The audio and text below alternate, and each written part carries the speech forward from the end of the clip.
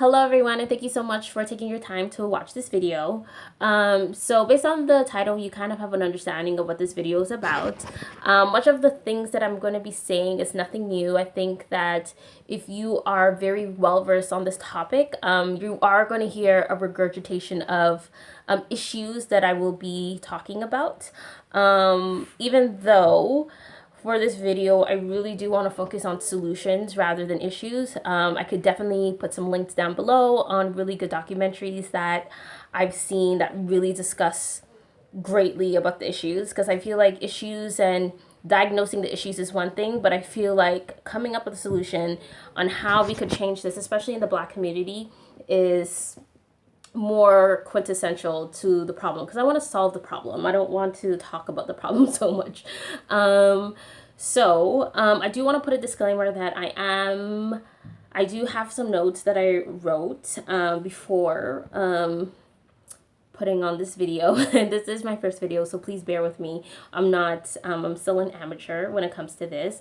And also, I do have my phone that I am recording on, so if you see me moving the camera, it's just that my arm is getting a little too tired. Okay, thank you. I'm going to give you my definition of what colorism is. And colorism is a systematic division where people are divided based on their skin color. And obviously, this comes with preconceived notions of what skin color, based on the person's skin color, their attitude, or who they are as an individual, is just placed on them. So you don't even know them, but you just make that assumption. And sometimes that's consciously, and sometimes that's subconsciously. We're just not aware of that. So, for instance, lighter skinned people are seen as much more educated. They're seen as much more prettier, much more desired. Where dark skinned people are seen as much more aggressive. We are uneducated. We're very loud. So there's a lot of negative stereotypes and connotations and stigmatization when it comes to darker skinned individual versus lighter. I do also want to stress, not so much that colorism does affect genders differently. I do think that as a dark skinned woman, there's much more,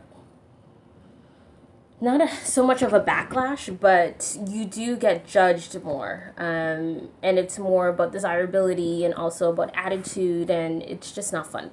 It's not. And I also want to let you know that there are unique differences. So what lighter skinned individuals have to go through is different than dark skin and vice versa.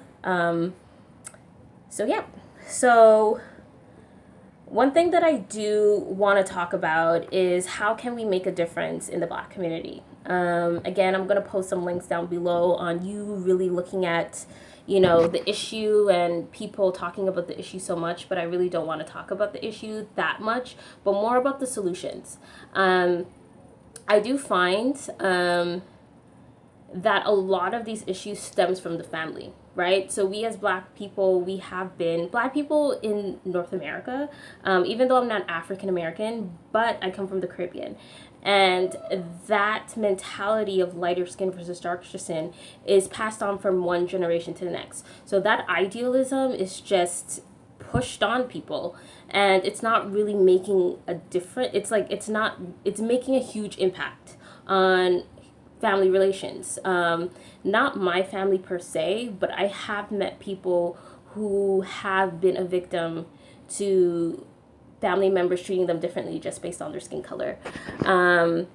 So one thing that we need to start doing is changing our family mentality. So we need to change the family, because this is the foundation of everyone. I mean, we all learn what is good, what is bad, our religion, our sense of style, who we are as an individual comes from the family. So we need to start them when we're young, but we need to also change the mindset of the adults, because I've noticed that even though it's harder to change adults than children, they're the ones who are perpetuating this. It's like it doesn't make any sense whatsoever, but they're perpetuating this notion that lighter skin is seen as much more beautiful.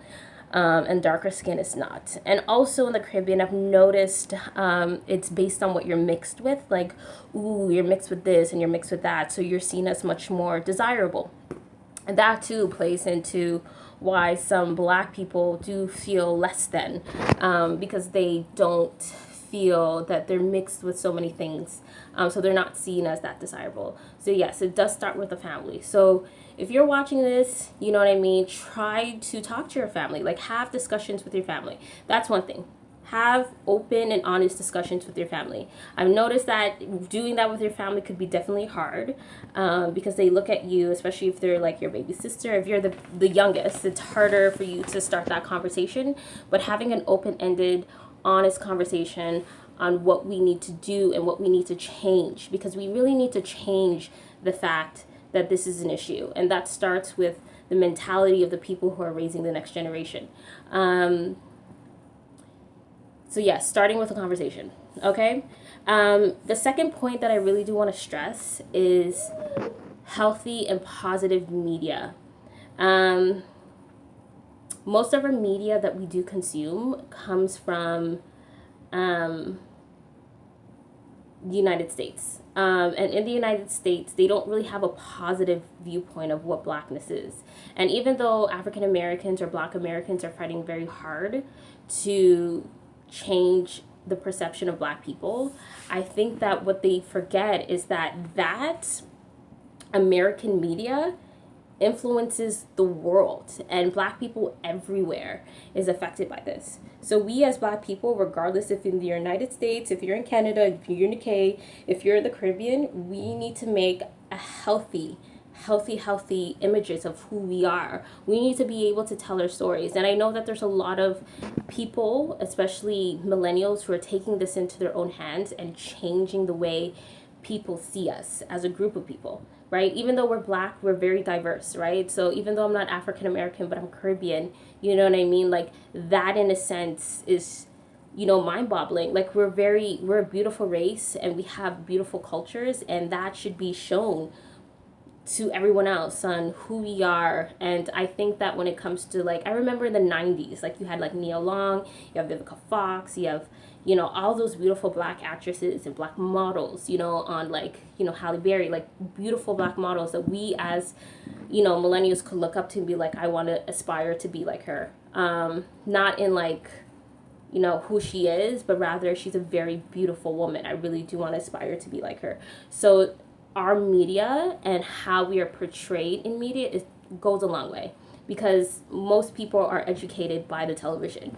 Not a lot of people read books nowadays, so we have to take that into consideration when we're having that conversation on how to make an effective change.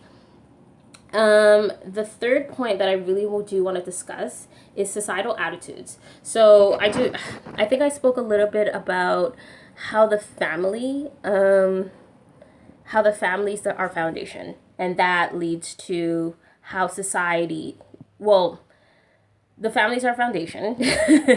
So therefore, if we are brought up with a very healthy mindset of self, like, this is who I am very proud of who I am, but also I love the color of my skin,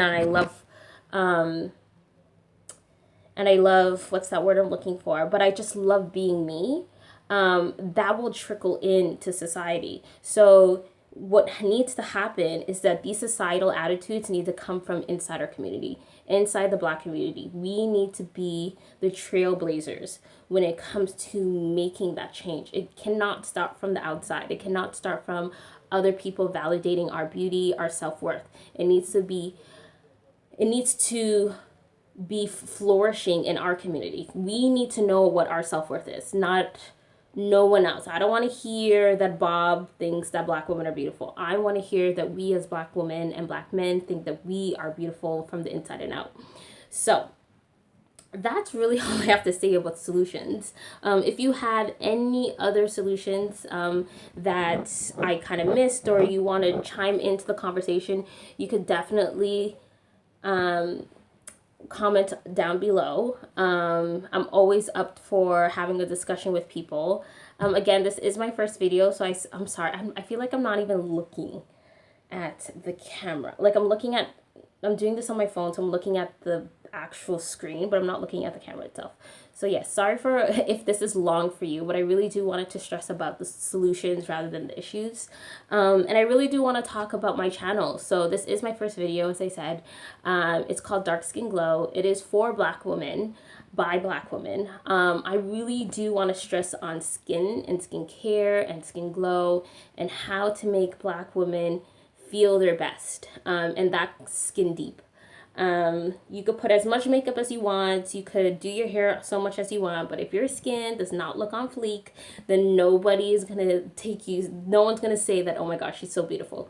So getting that skin and that melanin together is the reason why I decided to start this video or this channel. But yes, so if you want to hear more content from me, please subscribe down below. And thank you so much for watching again.